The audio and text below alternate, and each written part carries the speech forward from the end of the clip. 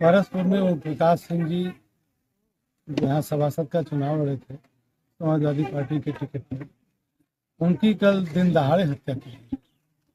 और यहाँ जो भारतीय जनता पार्टी के टिकट पर उनके मुकाबले चुनाव लड़े थे उदयभान सिंह और लल्लन सिंह, उन्होंने उनके बेटों ने उनकी हत्या की। दिन की घटना है, दोपहर की।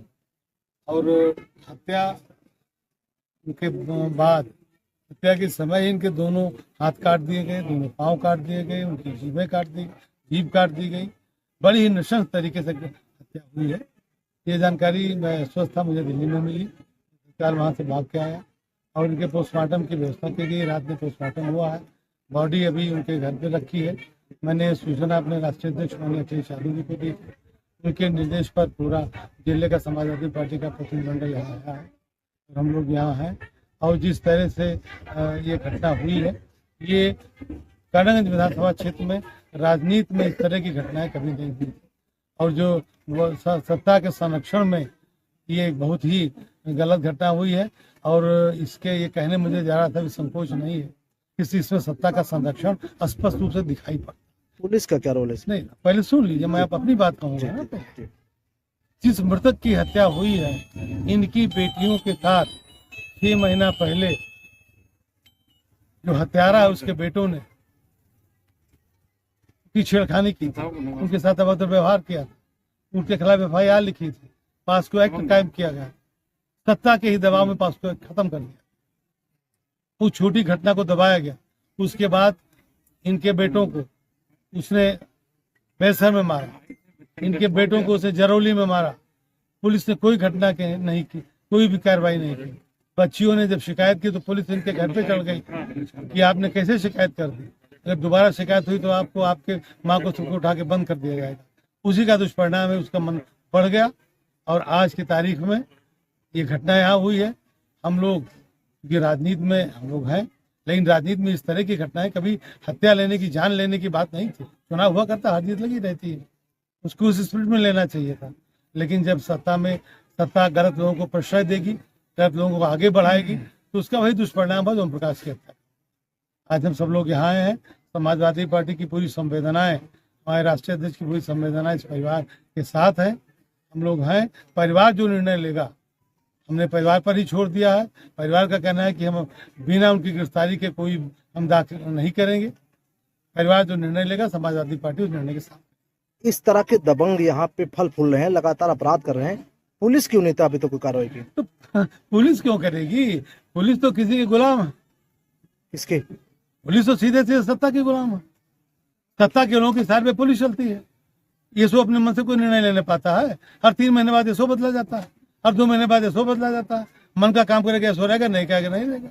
हजारों बीघे जमीन पर कब्जा हुआ, किसने देखा? आज तक कभी परसपुर बाजार में कभी तालाबों पर कब्जा हुआ था, कभी जमीनों पर कब्जा हुआ था? आज तो भी चल रहा। जो पुलिस वाला कराएगा वो रहेगा, नहीं कराएगा नहीं रहेगा। ये तो कर्नलगंज विधानसभा क्षेत्र के लोग राजनीति का नया नक्शा देख रहे हैं, राजनीति का नया नजरिया देख रहे हैं। हम लोग आज उस किसी राजनीतिक प्रपंच में नहीं जाएंगे। आज हमारा सीधे उद्देश्य है, हमारी पार्टी के कार्यकर्ता थे, हमारी पार्टी के नेता थे।